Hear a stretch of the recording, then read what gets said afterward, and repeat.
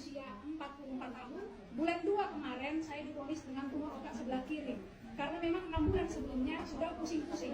Tapi saya pikir itu hanya pusing biasa. Karena saya pikir biasa kecapean, udah makan obat-obat biasa. Akhirnya karena migrain 2 kali, migrainnya keras, berat.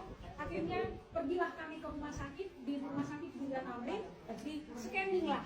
Begitu keluar hasil scanning, pada saat itu masih boleh berjalan ya. Keluar hasil scanning, jadi dokter menemui suami, disampaikan ke suami, tapi suami ini nggak berani menyampaikannya ke saya. Kenapa? Dia bukan petugas kesehatan, kebetulan aku adalah perawat.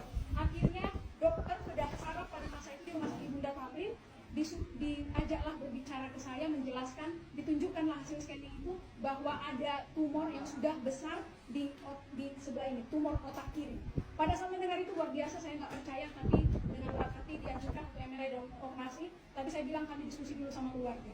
Akhirnya melalui rumah sakit itu kami ke rumah sakit lain Lapinda. Dilakukanlah MRI, keluar hasil MRI ternyata benar, hasilnya udah 4,7 kali 4,5 diameternya, jadi sudah menjorong mata. Jadi dilakukan operasi seminggu berikutnya dengan bantuan teman-teman, dilakukan kraniotomi namanya, itu operasi pertama, dibuka, dikeluarkanlah si tumor yang sudah besar.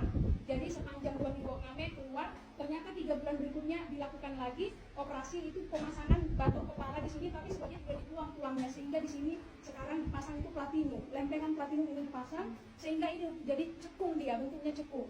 Tapi ternyata sesudah 4 bulan cuti saya merasa kuat, saya mulai bekerja. Begitu menginjakkan kaki di depan tempat saya bekerja, kebetulan di puskesmas lingkungan, ternyata saya goyang, gemetar, keringat dingin, melihat orang nggak berani, ketakutan, dan pandangan jauh ternyata nggak kuat. Akhirnya saya diam dan berpikir dengan mohon doa Tuhan bantulah saya apa yang harus saya lakukan. Saya mohon izin cuti 1 bulan lagi. Begitu di ACC sama dokter, kepala puskesmas saya, sepanjang 2 hari saya mikir-mikir. Ternyata memang sebelumnya memang kawan saya, biasa dia, tidak pernah mengenalkan si produk itu. Tapi kenapa saya nggak percaya? Saya pikir, ya kita perawat, tugas sudah banyak kenal sama para medis, kenapa harus mencoba suplemen-suplemen, begitulah pada masa itu. Tapi akhirnya teringat, saya buka lagi link AFC. Dari situ saya baca produknya, ternyata luar biasa. AFC itu dari Jepang, termasuk ketua, memang orang Jepang diakui oleh banyak orang, itu orang pintar semua. Akhirnya di 2 hari itu saya berpikir dengan doa semua. Kebetulan pagi di hari kedua itu, tanggal 22, saya ditelepon teman saya, Yusni, kebetulan ada di sini, ditelepon saya, bagaimana Sabet, kira-kira apa yang harus kita lakukan, kita kayaknya butuh suplemen itu. Kita sudah ditawari teman, ya oke lah Yusni, ayo kita ketemu sama Ida Basaria. Sore saya mulai konsumsi AFC, saya hanya konsumsi, saya beli 1 paket, tidak ada rencana mau jadi member-member. Karena pikir saya itu tidak memungkinkan, saya pasti jadi orang lemah gitu kan. Karena banyak yang saya lihat, kalau dengan tumor itu 1 tahun cuti. Tapi aku nggak yang kayak gitu orangnya, aku harus kuat Tuhan, kasih aku jalan. Ternyata 1 bulan, 28 hari saya konsumsi si paket ini. Ternyata saya bisa melakukan pekerjaan ibu rumah tangga, memasak, mengepel, nyapu rumah dan segala macam.